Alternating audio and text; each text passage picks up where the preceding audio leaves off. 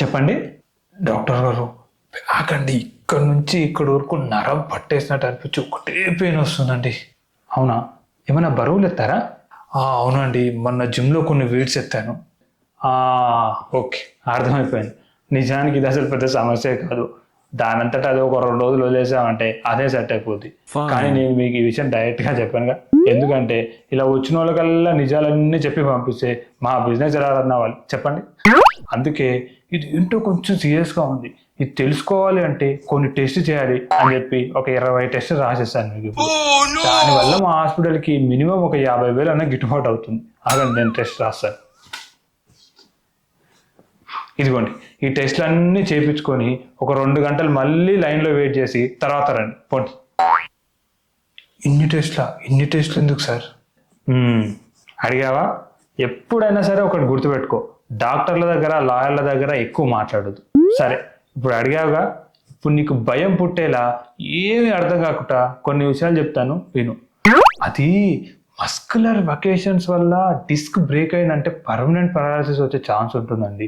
అందుకే ముందే ఈ టెస్ట్లు అన్ని చేయించుకోవాలి. పారాలిసిస్ వచ్చిన తర్వాత మనం ఏం చేయలేమండి.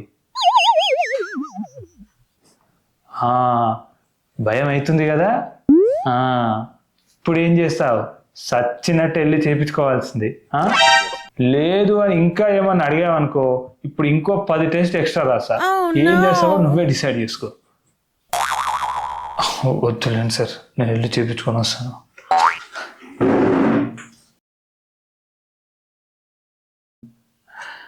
సార్, రిపోర్ట్స్ వచ్చాయి సార్.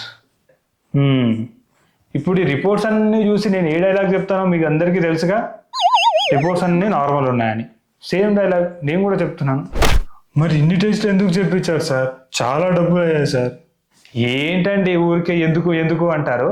ఈ మాత్రం టెస్ట్ కూడా చేయించకపోతే మాకు ఎలా గిట్టుబాటు అవుతుందండి అసలు? మేము ఎన్నెన్ని డబ్బులు పెట్టి ఎంబీబీఎస్ చేస్తున్నామో తెలుసా? అవన్నీ రిటర్న్స్ ఎలా రావాలి సార్ మరి? ఇప్పుడు ఈ 50,000లో అందరు కమిషన్ పోను నాకు ఎంత వస్తుంది సార్? 7 నుంచి 8,000 వస్తుంది అంతే. అయినా నేను మిమ్మల్ని ఒక విషయం అడుగుతున్నాను సార్, కింద చిన్న విషయానికి ఎవడైనా ఇంత పెద్ద హాస్పిటల్కి వస్తాడా సార్? వచ్చాక మేము ఎలా వదిలిపెడతాం సార్? సార్, ఇప్పుడన్నా వదిలేండి సార్ ప్లీజ్. అబ్బే, ఇప్పుడు ఎలా వదులుతాం సార్? ఏదైనా మీరు ముందు రాకముందుగా చూసుకోవాలి అంతే. అయినా టెస్ట్లో దొబ్బడం అయిపోయింది కదా సార్, ఇప్పుడు జస్ట్ మెడిసిన్స్లో దొబ్బడం అంతే. నిజానికి దీనికి ఏ మెడిసిన్ అవసరం లేదు. కానీ ఇన్ని టెస్టులు చేయించాక ఏ మెడిసిన్ రాకపోతే మీకు నా మీద డౌట్ వస్తుంది. అందుకని ఏవో అవసరం లేని ట్యాబ్లెట్లు టానిక్లు అన్ని రాస్తాను, వెళ్ళి తీసుకోండి. ఇప్పుడు నేను మళ్ళీ మీకు ఒక 1 వీక్ తర్వాత రివ్యూకి రండి అని చెప్తాను. దానికైతే అసలు అవసరమే లేదు. కానీ అలా చెప్తే మీకు నేను ఒక పెద్ద డాక్టర్లా కనిపిస్తాను. అంతేకాకుండా నా ఈఎంఐ డబ్బులు కూడా సెట్ అవ్వాలి కదా సార్, ఇదే అర్థం చేసుకోవాలి. నా మాట లేని నెక్స్ట్ వీక్ కూడా వచ్చారనుకోండి నా అదృష్టం, రాలేదనుకోండి మీ అదృష్టం.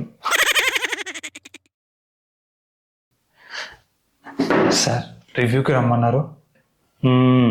వచ్చారా? ఈసారి రారేమో అనుకున్నానండి, కానీ మళ్ళీ వచ్చారంటే మీ దగ్గర డబ్బులు బాగానే ఉన్నాయని అర్థం. అసలే గిరాకీలు లేవు, ఈ మంత్ ఈఎంఐ ఎలా కట్టాలరా బాబు అనుకుంటున్నా కరెక్ట్ టైంకి వచ్చారు. సరే, వెళ్ళి లాస్ట్ వీక్ చేయించుకున్న టెస్ట్ అన్నీ మళ్ళీ ఒకసారి చేయించుకొని రండి. మళ్ళీ అవన్నీ టెస్ట్లా? ఎందుకు సార్? లాస్ట్ వీకే చేయించాం కదా, అవన్నీ నార్మలే వచ్చాయి కదా సార్. ఈసారి కూడా నార్మలే వస్తాయండి నాకు తెలుసు, కానీ నేనేం చెప్తానో కూడా మీకు తెలుసుగా.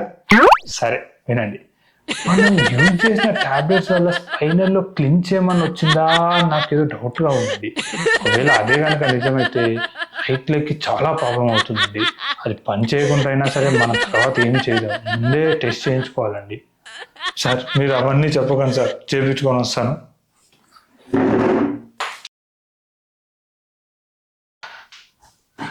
సార్, చేయించాను సార్ టెస్ట్ అని.